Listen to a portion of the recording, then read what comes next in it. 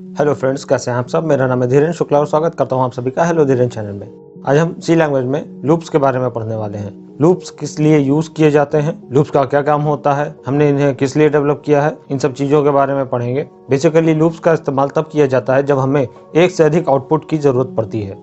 Example के रूप में अगर हम समझते हैं कि किन्हीं दो नंबरों को जोड़ करके अगर हम उसका रिजल्ट प्रिंट करा रहे हैं तो वो एक आउटपुट होगा या फिर एक नंबर होगा।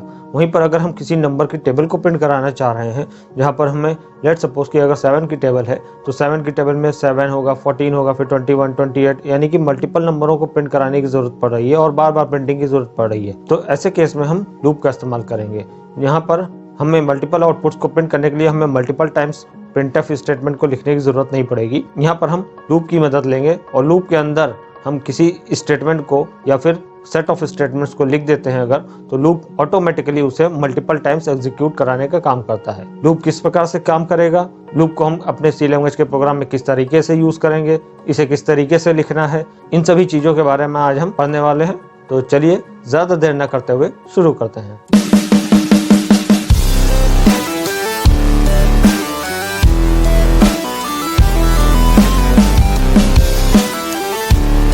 तो आइए देखते हैं कि लूप क्या होता है। जैसा कि मैंने आप लोगों को अभी बताया कि लूप्स का काम होता है एक से अधिक बार आउटपुट को जनरेट कराना। तो यहाँ पर हम 3 प्रकार के लूपों के बारे में पढ़ने वाले हैं। तो लगभग सभी प्रोग्रामिंग लैंग्वेजेस में लूप 3 प्रकार के होते हैं, जबकि आज की डेट में जो हाई लेवल लैंग्वेजेस आ रही हैं, पाइथन एंड जावा, इनमें 4 प्रकार के भी लूप हो चुके हैं। लेकिन यहाँ पर हम अभी सी लैंग्वेज पढ़ने वाले हैं, तो सी लैंग्वेज में हमारे पास 3 ही लूप होते हैं, जिन 3 लूपों के बारे में आज हम जानेंगे। तो सबसे पहले हमारे पास लूप्स के अंदर होता है हमारा फॉर लूप, दूसरा होता है हमारा व्हाइल लूप और तीसरा होता है हमारा do while loop.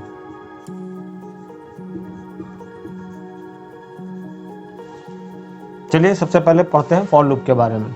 For loop को लिखने की तरीका इस प्रकार से है कुछ, जैसे कि फॉर लूप को लिखेंगे तो इस तरह से लिखेंगे फॉर, पैरेंथेसिस लगाएंगे।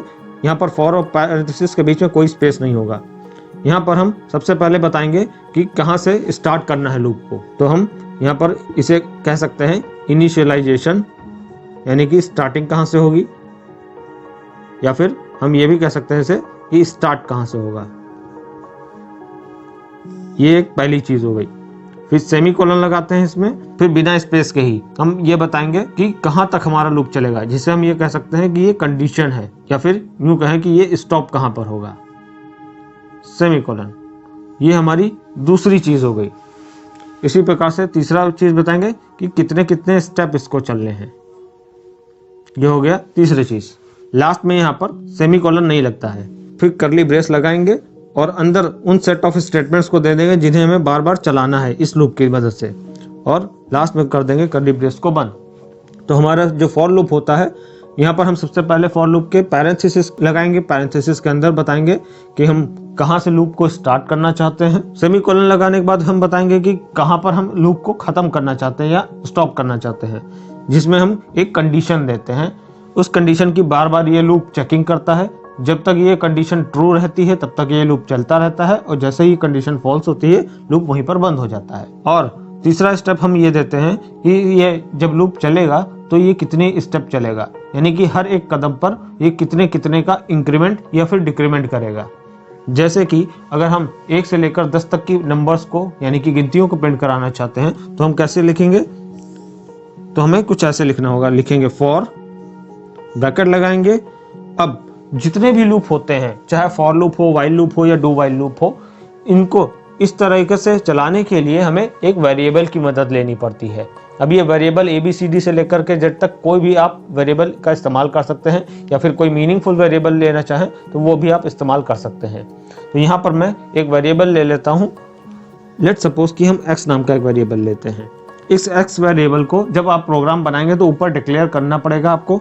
यहाँ पर हम जनरेट कराने जा रहे हैं 1 से लेकर 10 तक की गिनतियां। तो हम यहाँ पर लिखेंगे x की वैल्यू जब 1 हो वहां से स्टार्ट करो।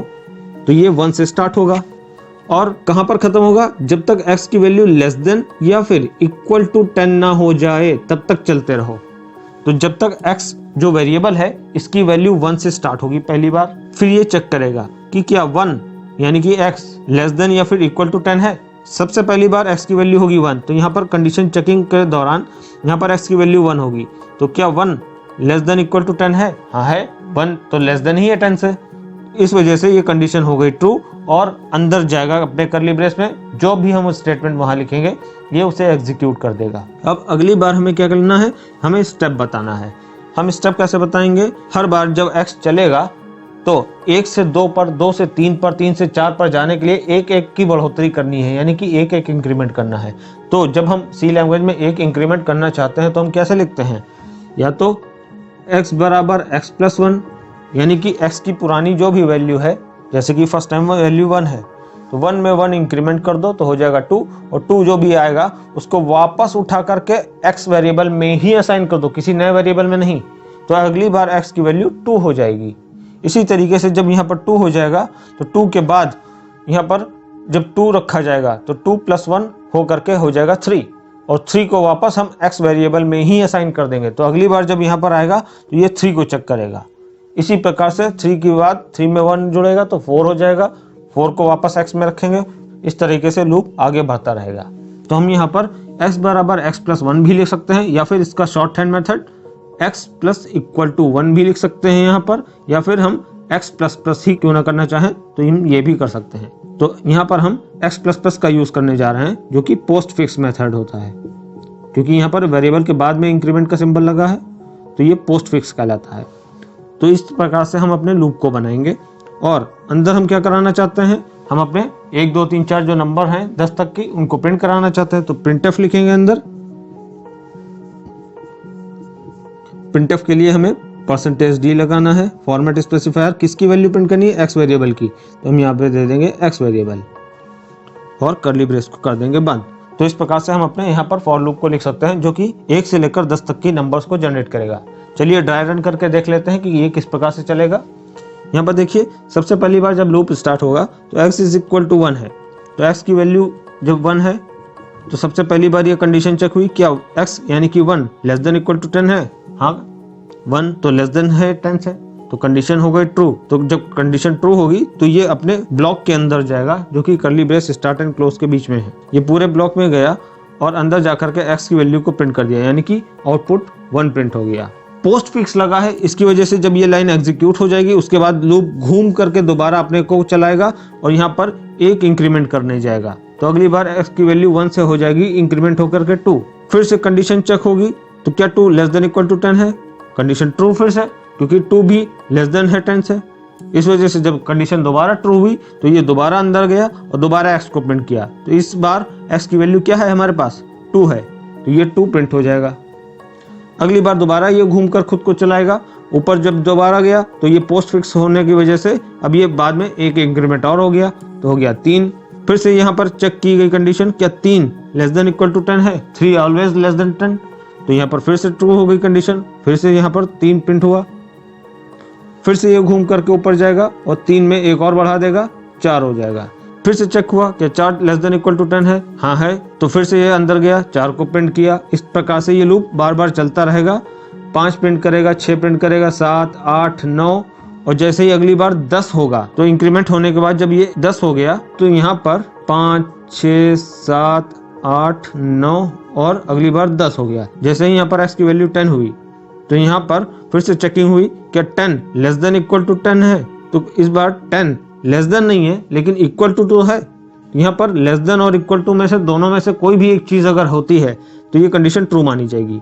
तो इस बार 10 लेस देन नहीं है लेकिन इक्वल टू है, तो फिर भी हमारी कंडीशन ट्रू रहेगी। तो 10 is less than equal to 10, condition हो गई ट्रू, तो अंदर गया, 10 को भी प्रिंट कर दिया। 10 को प्रिंट करने के बाद फिर से दोबारा जब ये घूम के जाएगा तो पोस्ट फिक्स की मदद से यहाँ पर 11 हो जाएगा, और जब ये 11 हो जाएगा फिर ये 11 की चेकिंग करेगा। जब ये 11 की चेकिंग करेगा तो क्या 11 लेस देन इक्वल टू 10 है, तो 11 ना लेस देन है और ना ही इक्वल टू है, तो इस बार हो गई कंडीशन फॉल्स। और जैसे ही ये कंडीशन फॉल्स होती है वैसे ही लूप बंद हो जाएगा और अंदर नहीं जाएगा। इस वजह से जब अंदर नहीं गया तो ये जो 11 वैल्यू थी x की वो प्रिंट नहीं होगी। तो हमारे पास 1 से 10 तक के नंबर्स जनरेट हो चुके हैं इस प्रकार से। तो उम्मीद करता हूँ कि हमारा फॉर लूप आपको अच्छे से समझ में आ गया होगा। चलिए देख लेते हैं व्हाइल लूप किस प्रकार से काम करता है। हमारा जो व्हाइल लूप है वो भी इसी प्रकार से काम करता है जैसे हमारा फॉर लूप काम करता था। फॉर लूप में जिस प्रकार से हम ये बताते थे कि कहाँ से स्टार्ट होगा लूप, कहाँ पर खत्म होगा लूप और कितने कितने स्टेप चलेगा, उसी प्रकार से हमें यहाँ पर भी बताना है, बस लिखने का तरीका थोड़ा सा बदल जाता है।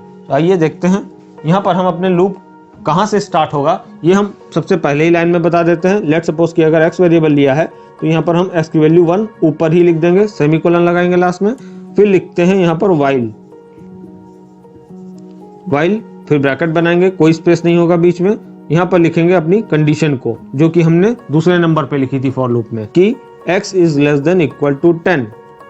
फिर कर्ली ब्रेस चाहे आप यहाँ बना ले चाहे आप यहाँ बना ले, अंदर वो सेट ऑफ स्टेटमेंट्स लिखेंगे जो बार बार हमें चलाने हैं, और कर्ली ब्रेस जब बंद होगा उससे ठीक एक कदम ऊपर यहाँ पर हम अपनी x की वैल्यू में एक इंक्रीमेंट कर देंगे।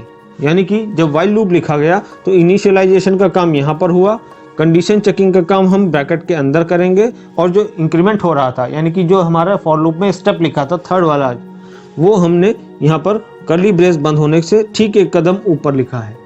कर्ली ब्रेस बंद होने के बाद मत लिखिएगा, क्योंकि कर्ली ब्रेस बंद होने के बाद ये लूप से बाहर का एरिया माना जाएगा, और हमें ये जो बढ़ाना है एक एक वो हर बार बढ़ाना है जब जब लूप बढ़ेगा। तो जैसे जैसे लूप चलेगा उतनी बार ये चलाने के लिए हमने इसको ब्रेस के अंदर रखा है, क्योंकि ब्रेस के अंदर का एरिया बार बार एग्जीक्यूट होगा, लूप उसे बार बार चलाएगा, और जब जब बार बार वो चलेगा तो एक एक बढ़ाता रहे, इसलिए हमने ब्रैकेट के अंदर लिखा हुआ है ना कि बाहर। तो चलिए इसमें भी देख लेते हैं कि ये किस प्रकार से एग्जीक्यूट होगा।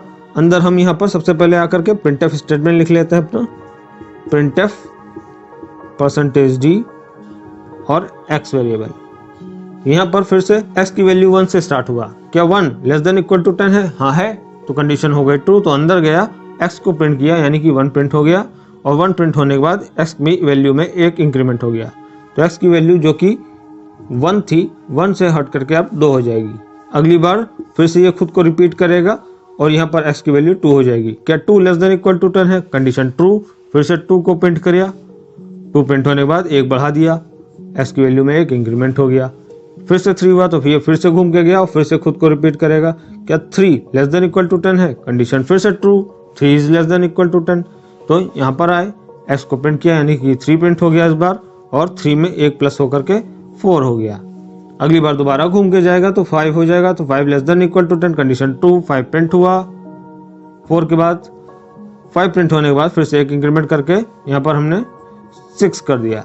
जब अगली बार 6 हुआ तो 6 less than equal to 10, condition फिर से ट्रू, 6 प्रिंट हुआ, 6 प्रिंट होने के बाद एक इंक्रीमेंट किया तो 6 की जगह पर अब 7 हो गया। फिर से चलेगा, 7 प्रिंट होगा, फिर से चलेगा, 8 प्रिंट होगा, फिर से चलेगा तो ये 9 प्रिंट होगा। 9 के बाद जैसे ही ये 10 करेगा वैल्यू को तो 10 less than equal to 10, condition फिर से ट्रू, लेस देन नहीं है लेकिन इक्वल टू तो है इस बार। फिर से कंडीशन जब ट्रू होगी तो अंदर गया, x की वैल्यू यानी कि 10 को प्रिंट किया और x में एक इंक्रीमेंट करके 10 की जगह कर दिया 11। अब जब ये दोबारा घूम के जाएगा 11 को चेक करेगा, क्या 11 लेस देन इक्वल टू 10 है? कंडीशन हो जाएगी फॉल्स, और x की वैल्यू जो 11 हो चुकी थी वो प्रिंट नहीं होगी क्योंकि ये अंदर नहीं जाएगा। कंडीशन के फॉल्स होने के केस में अंदर वाले ब्लॉक में जब एंटर ही नहीं करेगा तो अंदर वाले स्टेटमेंट्स एग्जीक्यूट ही नहीं होंगे, तो ना ही प्रिंटिंग होगी और ना ही आगे कोई इंक्रीमेंट होगा। तो इस प्रकार से हमारा वाइल लूप वर्क करता है। यहाँ पर ध्यान रखने लायक एक और बात है कि हमारे फॉर लूप में हम तीनों चीज़ें बता रहे थे, जैसे कि ये लूप कहाँ से स्टार्ट होगा, लूप कहाँ पर ख़त्म होगा, यानी कि कंडीशन क्या बार बार चेक करानी है, और कितने कितने उससे स्टेप चलने हैं। ये काम हम वाइल लूप के द्वारा भी कर सकते हैं, लेकिन इसके अलावा वाइल लूप का स्पेशली इस्तेमाल वहाँ पर भी होता है जहाँ पर हमें ये ना पता हो कि हमें स्टार्ट कहाँ से करना है। लेट सपोज कि हमें वाइल लूप की मदद से किसी नंबर के डिजिट्स का सम करना है। लेट सपोज कि हमारे पास नंबर है 178। अब हमें 1 + 7 + 8 करना है, तो हम यहाँ पर अपने लूप को जब चलाएंगे तो कुछ इस प्रकार से लिखेंगे वाइल। लेट सपोज कि ये जो नंबर है वो no नाम के वेरिएबल में स्टोर है, तो no जो वेरिएबल है हम यहाँ पर लिख सकते हैं कि जब तक इसकी no की वैल्यू ग्रेटर देन 0 है तब तक लूप को चलाते रहो। यहाँ पर no की वैल्यू कहाँ से स्टार्ट हो रही है हमें उससे मतलब नहीं है, हमने बस यहाँ पर इतना लिखा है कि no का मान जब तक 0 से बड़ा है तब तक चलता रहे। इसका मतलब है कि ये लूप कब बंद होगा, कि जब हमारा no की वैल्यू 0 के बराबर या फिर 0 से छोटी हो जाए, तब जाकर के हमारा लूप बंद हो जाएगा और अंदर की कंडीशन हो जाएगी फॉल्स। और जब तक NO का मान 0 से बड़ा है तब तक ये लूप चलता ही रहेगा।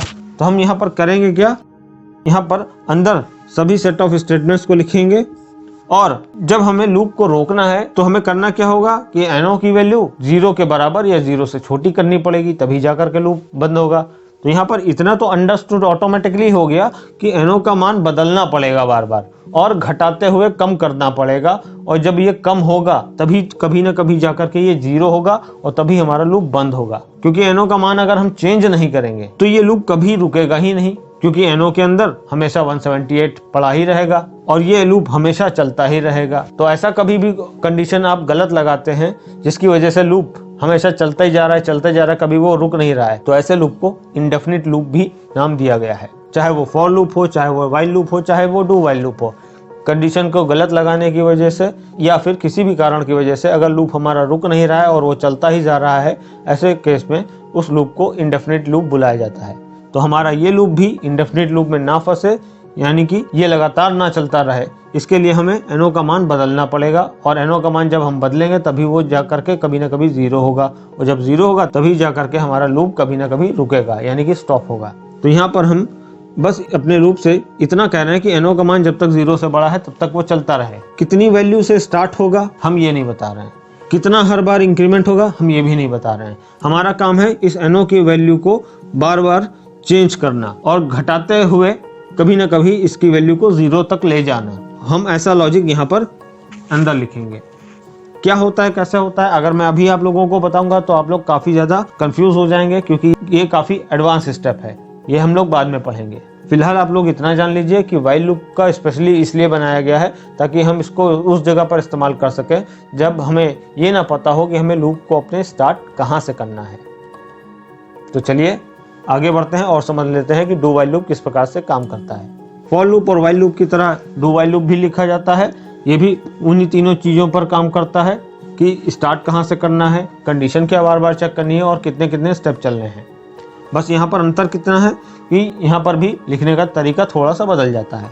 चलिए देख लेते हैं। x की वैल्यू 1 से स्टार्ट करो, जैसे वाइल लूप में किया था। हम सबसे पहले स्टार्टिंग बताएंगे कि कहाँ से स्टार्ट करेगा, फिर लिखेंगे यहाँ पर डू यानी कि करो। क्या करो, कर्ली ब्रेसेस चाहे आप इसके आगे लगा लीजिए चाहे आप नीचे लगा लीजिए, अंदर सभी सेट ऑफ स्टेटमेंट देंगे जिन्हें हमें बार बार चलाना है। ब्रेस बंद करेंगे और चाहे आप इसके आगे लिखें चाहे आप नीचे लिख लें, वाइल ब्रैकेट के अंदर अपनी कंडीशन, जैसे कि x is less than equal to 10। अब स्टार्टिंग तो हमने यहाँ बता दी, कंडीशन बार बार हम यहाँ पे चेक कर रहे हैं। इंक्रीमेंट कहाँ पर लिखेंगे, कर्ली ब्रेस के बंद होने से ठीक एक कदम ऊपर, ठीक वैसे ही जैसे हमने अभी वाइल लूप में किया था। इसको हटा देते हैं। यहाँ पर सबसे पहले प्रिंटफ स्टेटमेंट जाएगा, %d और x की वैल्यू को प्रिंट कर दो, और यहाँ पर हम x प्लस कर देते हैं। और ध्यान रखिएगा ये एक लौता ऐसा लूप है जिसमें पैरेंथेसिस के बाद सेमीकोलन लगता है।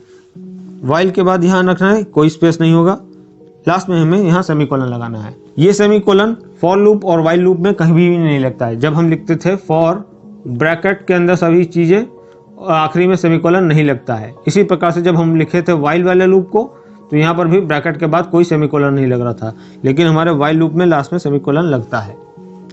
यहाँ पर हम x की वैल्यू से स्टार्ट कर रहे हैं। x की वैल्यू हमारे पास 1 है स्टार्टिंग में, तो हम सबसे पहले अंदर आएंगे। तो x की वैल्यू जब हमारे पास स्टार्टिंग में 1 है तो ये सबसे पहले डू यानी कि करेगा, तो अंदर आएगा। पहला स्टेटमेंट रन किया, x को प्रिंट कर दिया। x की वैल्यू थी 1 तो ये 1 को प्रिंट कर देगा। फिर x की वैल्यू में 1 बढ़ा देगा तो हो जाएगा 2। अब ये नीचे पहुंचेगा और वाइल लूप में लिखी गई कंडीशन को चेक करेगा। क्या 2, फर्स्ट टाइम 1 की वैल्यू को चेक नहीं किया इसने, 1 इज लेस देन 10 कभी चेक ही नहीं हुआ, और इंक्रीमेंट होने के बाद 2 की चेकिंग हुई। क्या 2 लेस देन इक्वल टू 10 है?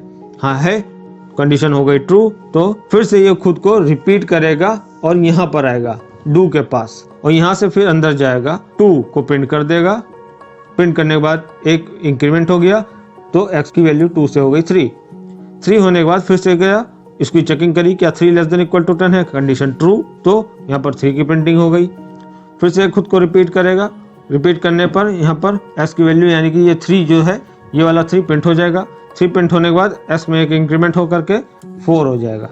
जैसे ही 4 हुआ फिर बाहर गया, 4 की चेकिंग करी, क्या 4 लेस देन इक्वल टू 10 है, कंडीशन फिर से ट्रू हुई। फिर से ये रिपीट करेगा खुद को और अंदर जा करके 4 को प्रिंट कर देगा। 4 प्रिंट होने के बाद फिर से एक इंक्रीमेंट हो गया, 5 हो गया। 5 होने के बाद फिर से चेक करने गया क्या 5 लेस देन इक्वल टू 10 है, कंडीशन फिर से ट्रू, तो फिर से खुद को रिपीट करेगा, 5 को आकर के पहले प्रिंट करेगा। 5 प्रिंट होने के बाद एक इंक्रीमेंट हुआ, 6 हो गया। इस तरह से ये रिपीट होता रहेगा। 6 प्रिंट होगा, 7 प्रिंट होगा, 8 प्रिंट होगा, 9 प्रिंट होगा। 7 8 9। जैसे ही अगली बार 9 होने के बाद 9 को प्रिंट करके इसने वैल्यू को इंक्रीमेंट कर दिया, यानी कि कर दिया 10। 10 करने के बाद ये चेक करने गया क्या 10 लेस देन इक्वल टू 10 है, कंडीशन ट्रू हो गई, क्योंकि 10 लेस देन नहीं लेकिन इक्वल टू तो है 10 के। तो फिर से ये खुद के रिपीट करने जाएगा और 10 को प्रिंट करेगा। जैसे ही 10 प्रिंट हुआ और इंक्रीमेंट हो गया, इंक्रीमेंट होकर के 11 हो गया।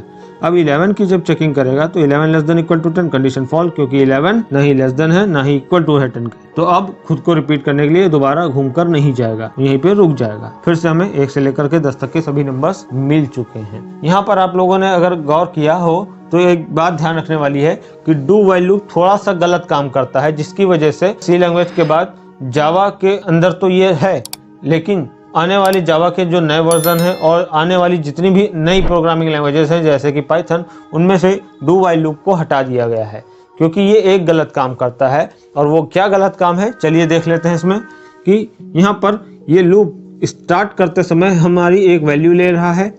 वैल्यू लेने के बाद ये पहले ही डू वाले ब्लॉक के अंदर जा रहा है और इस ब्लॉक के अंदर आकर के जो भी स्टेटमेंट, चाहे यहाँ पर एक स्टेटमेंट हो चाहे कई सारे स्टेटमेंट्स का सेट हो, उन सभी को एक बार एग्जीक्यूट कर देगा और इंक्रीमेंट करने के बाद तब यहाँ पर लास्ट में चेकिंग कर रहा है। और लास्ट में चेकिंग करने की वजह से ये गलत साबित होता है। क्यों? मान लीजिए कि यहाँ पर x की वैल्यू स्टार्टिंग में 1 ना होकर के 100 होती, तो ऐसे केस में हम इसको जरा रफ कर देते हैं। अब देखिए कि अगर x की वैल्यू 100 है तो ये सबसे पहले अंदर आएगा और x की वैल्यू यानी कि 100 को एक बार प्रिंट कर देगा। प्रिंट करने के बाद ये एक इंक्रीमेंट करके 100 में कर देगा 101 यानी कि 101। और तब ये जाएगा चेक करने के लिए कि क्या 101 लेस देन इक्वल टू 10 है, कंडीशन हो गई फॉल्स, क्योंकि हमारी जो वैल्यू थी वो 10 से छोटी या 10 के बराबर नहीं है, ये तो बड़ी थी। और बड़ी होने की वजह से ये कंडीशन हमारी फॉल्स ही रहेगी। और ऐसे केस में जब कंडीशन फॉल्स हो रही है तो इसे अंदर नहीं जाना चाहिए था और अंदर के स्टेटमेंट्स को एग्जीक्यूट नहीं कराना चाहिए था, लेकिन पहले स्टेटमेंट्स को एग्जीक्यूट करा दे रहा है और बाद में चेकिंग कर रहा है। इसकी वजह से हमारा डू व्हाइल लूप एक बार एग्जीक्यूट हो ही जाता है, भले ऊपर वैल्यू सही हो यानी कि कंडीशन के हिसाब से ट्रू लिखी हो या फिर गलत लिखी हो। तो ये एक सबसे बड़ा कारण है कि बिना चेक किए ये लूप एक बार तो चल ही जाता है और अंदर लिखे गए स्टेटमेंट को चला ही देता है और बाद में जाकर के लास्ट में कंडीशन को चेक कर रहा है कि हमारा जो नंबर है या वैल्यू है वो सही है या नहीं है। इसका उदाहरण मैं अगर आपको ऐसे देता हूँ कि आपके घर में कोई मेहमान आते हैं, आप सबसे पहले क्या करते हैं, दरवाज़ा खोलने के बाद उनसे पूछते हैं कि आप कौन हैं। अगर आप पहचानते नहीं हैं उन्हें तो आप जब पहले पूछते हैं कि आप कौन हैं, अगर आपको लगता है कि हाँ हम इनको जानते हैं तभी आप उसको घर के अंदर अलाउ करते हैं, अंदर बैठाते हैं, चाय पिलाते हैं, नाश्ता पानी कराते हैं। यही तो प्रोसीजर होता है किसी भी मेहमान के लिए। लेकिन अगर कोई मेहमान आ रहा है और आप उनसे जानते भी नहीं है, आपने उससे कुछ भी नहीं पूछा, आपने उससे पहले बुलाया, चाय पिलाई, नाश्ता पानी करा दिया, सब कुछ करा दिया और लास्ट में आप पूछ रहे हैं उससे कि भाई आप कौन हैं, हम तो आपको पहचानते नहीं हैं, जरा अपना परिचय दे दीजिए। तो ये गलत तरीका हुआ, क्योंकि आपको पहले चेकिंग करनी चाहिए थी जो भी बंदा आया है वो सही है या गलत है। अगर वो आपके कंडीशन के अनुसार सही है तभी तो आप उसे अंदर आने देंगे, और अगर गलत है, आप नहीं पहचानते हैं, तो उसे घर के अंदर अलाउ ही क्यों करेंगे। सेम यही चीज यहाँ पर भी है, पहले से चेक करना चाहिए था वैल्यू को, उसके बाद लूप के अंदर जाने कर अंदर वाले स्टेटमेंट को चलाना चाहिए था या फिर प्रिंटिंग करानी चाहिए थी। पहले ये प्रिंटिंग कर दे रहा है और आखिरी में जाकर के चेकिंग कर रहा है कि ये सही है या नहीं, तो ये चीज गलत है। इसकी वजह से इस डू व्हाइल लूप को आगे आने वाली प्रोग्रामिंग लैंग्वेजेस में हटा दिया गया है। तो ये थे हमारे 3 प्रकार के फॉर लूप, व्हाइल लूप और डू व्हाइल लूप, जिनके बारे में आज हमने जाना। तो उम्मीद करता हूँ कि तीनों लूप और इनमें कैसे काम करना है आप लोगों को अच्छे से समझ में आ गया होगा।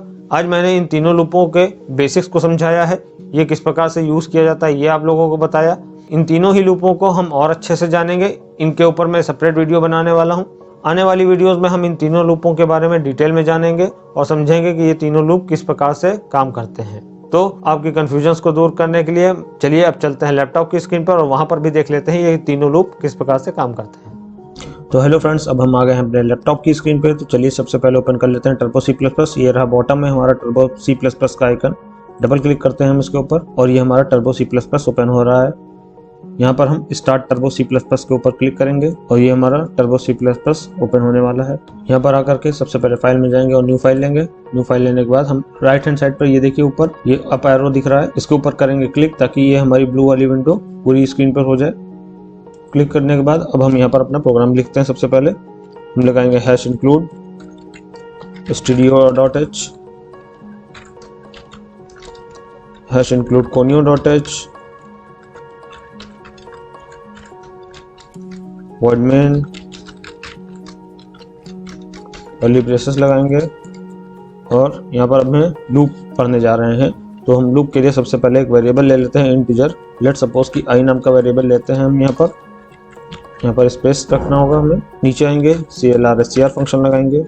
अब हम सबसे पहले अपने फॉर लूप को देख लेते हैं। लिखेंगे फॉर पैरेंथेसिस लगाएंगे, i की वैल्यू हम 1 से स्टार्ट करेंगे और i की वैल्यू <= 10 सेमीकोलन। सेमीकोलन के बाद मैं एक स्पेस दे रहा हूँ यहाँ पर। सेमीकोलन के बाद आप चाहे तो लगाएं चाहे तो ना लगाएं, इससे कोई फर्क नहीं पड़ता है। यहाँ पर फिलहाल मैंने सेमीकोलन के बाद लगा हुआ स्पेस मैंने हटा दिया है ताकि आप लोग कंफ्यूज ना हो। यहाँ पर आपको लूप में कहीं पर भी स्पेस नहीं देना है। i की वैल्यू अब हम ++ कर देते हैं और अंदर जाकर के कर्ली ब्रेसेस के लिखते हैं यहाँ पर स्टेटमेंट। टैब की दबा करके अंदर आएंगे। printf पहले फॉर्मेट स्पेसिफायर %d और कॉमा लगा करके अपने वेरिएबल को, जैसे कि हमारा वेरिएबल i है तो हम i यहाँ पे लिख देते हैं और लास्ट में लगा देते हैं आकर के .ch और यहाँ पर हमारा प्रोग्राम कंप्लीट हो चुका है। चलिए सबसे पहले फाइल को कर लेते हैं सेव। तो फाइल में जाकर के सेव बटन पर करेंगे क्लिक या फिर हम F2 की का भी यूज़ कर सकते हैं। क्लिक किया, यहाँ पर हम no name 00.cpp को हटा देंगे। यहाँ पर हम फॉर लूप के बारे में पढ़ रहे हैं तो यहाँ पर for.c दे देते हैं अपनी फाइल का नाम। ओके कर देते हैं और ये हमारी फाइल सेव हो चुकी है। अब हम Alt+F9 शॉर्टकट की दबा रहे हैं कंपाइल करने के लिए। ये देखिए कोई एरर नहीं आ रही है, सक्सेस हो गया है। एंटर की प्रेस करेंगे और वापस हम Ctrl+F9 दबाएंगे और प्रोग्राम को रन करेंगे। ये देखिए हमारे पास आउटपुट आ रहा है 1 2 3 4 5 6 7 8 9 10। सारे नंबर्स एक के बाद एक आ गए हैं बिना कोई स्पेस के। तो चलिए स्पेस लाने के लिए हम क्या करते हैं, यहाँ पर अपने फॉर्मेट स्पेसिफायर में आएंगे और \t या फिर \n का यूज कर सकते हैं ताकि स्पेसेस के साथ आए। F2 की दोबारा दबाते हैं और यस बटन पर करते हैं क्लिक। दोबारा Ctrl+F9 करते हैं। ये देखिए हमारे सभी नंबर्स 1 2 3 4 5 6 7 8 9 and 10 आ रहे हैं। और इन्हीं नंबर्स को आप एक के नीचे एक प्रिंट करना चाहते हैं तो आप यहाँ पर \t की जगह पर \n का यूज कर लीजिए। यहाँ पर मैं \n लगा कर दिखा देता हूँ आपको। Yes and Ctrl+F9। ये देखिए सभी नंबर्स हमारे पास आ चुके हैं। इस प्रकार से हम फॉर लूप का इस्तेमाल करेंगे यहाँ पर। इसी प्रकार से अब हम व्हाइल लूप को भी देख लेते हैं। व्हाइल लूप के लिए मैं इस पूरे प्रोग्राम को कॉपी पेस्ट कर लेता हूँ। एडिट में जाएंगे, कॉपी कर लेंगे और फाइल में जाकर न्यू फाइल लेंगे और यहाँ पर ला करके यहाँ पर कर्सर को रखेंगे और एडिट मेन्यू में जाकर पेस्ट बटन पर करेंगे क्लिक। ये हमारा पूरा प्रोग्राम कॉपी होकर के आ चुका है। अब हमें यहाँ पर फॉर लूप की जगह पर व्हाइल लूप पढ़ना है। तो व्हाइल लूप में कैसे लिखेंगे ध्यान दीजिएगा, मैं इसको हटा देता हूँ।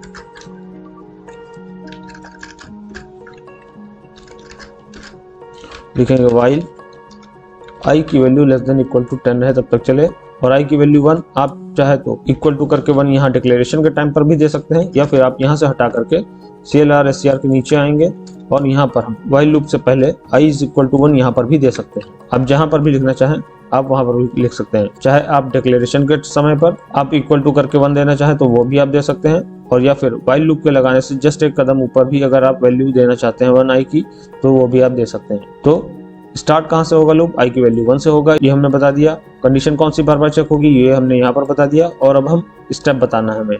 तो हम यहाँ ब्रैकेट के अंदर प्रिंटफ स्टेटमेंट के नीचे आएंगे और यहाँ पर हम i की वैल्यू को एक एक इंक्रीमेंट कराने के लिए i++ लिख रहे हैं। ये हमारा व्हाइल लूप बन गया। चलिए फाइल को करते हैं सेव। F2 की प्रेस की है मैंने और यहाँ पर हम अपने लूप का नाम दे देते हैं while.c।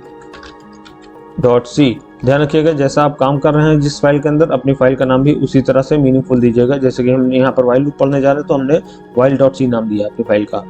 ओके पर करते हैं क्लिक और ये हमारी फाइल सेव हो चुकी है। Alt+F9 करके कंपाइल करते हैं, देखिए कोई एरर नहीं आ रही है और वापस हम Ctrl+F9 करते हैं। ये देखिए हमारा आउटपुट आ रहा है। रिजल्ट दोनों का सेम ही आ रहा है क्योंकि काम दोनों का एक ही है यहाँ पर। बस लिखने का तरीका बदल गया है। अगेन हम एक नई फाइल लेते हैं, यहाँ पर हम फिर से कर्सर को रखते हैं और अपना पेस्ट पर कर लेते हैं क्लिक। ये देखिए हमारा पूरा प्रोग्राम फिर से आ गया है। अब हम यहाँ पर डू व्हाइल को भी देख लेते हैं। डू व्हाइल में भी हमें क्या करना होगा, सबसे पहले आई की वैल्यू 1 ऊपर देनी होगी यहाँ पर, फिर यहाँ पर डू लिखेंगे और ब्रैकेट को हटा देते हैं पूरा। डू के अंदर हम वो स्टेटमेंट लिखेंगे जो हमें बार बार चलाने हैं। स्टेटमेंट लिखने के बाद हम यहाँ पर आई की वैल्यू को प्लस कर देते हैं और ब्रेस बंद होने के बाद व्हाइल को लगाएंगे और अपनी कंडीशन देंगे यहाँ पर i less than equal to 10 और इसके आखिरी में सेमीकोलन लगता है। ध्यान होगा आप लोगों को, मैंने बताया था कि ये एक लौता ऐसा लूप होता है जिसके लास्ट में सेमीकोलन लगता है। और ये हमारा डू व्हाइल लूप तैयार हो गया है। फाइल को कर लेते हैं सेव, F2 की प्रेस करते हैं, यहाँ पर नेम को हटा देते हैं, यहाँ पर फाइल का नाम दे देते हैं डू व्हाइल .c। ध्यान रखिएगा एक्सटेंशन आपको .c ही लगाना है, CPP नहीं। ओके करते हैं, Alt F9 करते हैं, कोई एरर नहीं है, Ctrl F9 करके रन करते हैं। ये देखिए फिर से हमारा आउटपुट आ रहा है। तो इस प्रकार से हम अपने किसी भी प्रोग्राम को तीनों लूपों की मदद से बना सकते हैं। आगे आने वाली वीडियो में हम तीनों लूपों को डिटेल में पढ़ेंगे। मैं तीनों ही लूपों पर सेपरेट वीडियो बनाने वाला हूं, उसमें हम अच्छे से समझेंगे कि ये तीनों लूप किस प्रकार से काम करते हैं। आज की वीडियो में मैंने केवल इंट्रोडक्शन दिया है इन तीनों लूपों का कि ये तीनों लूप किस प्रकार से लिखे जाते हैं। तो चलिए, उम्मीद करता हूँ आज की क्लास आपको बहुत अच्छे से समझ में आई होगी। तो उम्मीद करता हूँ आज की वीडियो आप लोगों को बहुत अच्छे से समझ में आ गई होगी। अगर आप लोगों को अभी भी कुछ समझ में नहीं आया है या मन में किसी भी प्रकार का कोई क्वेश्चन है तो आप लोग कमेंट सेक्शन में कमेंट करके मुझे ज़रूर बताएं। मैं पूरी कोशिश करूंगा आप लोगों के सभी सवालों का जवाब देने की। वीडियो अगर पसंद आई हो तो लाइक एंड शेयर करना ना भूलें एंड चैनल पर नए हो तो चैनल को ज़रूर सब्सक्राइब करें। अपना ढेर सारा ख्याल रखिए। बहुत ही जल्द मिलते हैं नेक्स्ट वीडियो में। तब तक के लिए थैंक यू।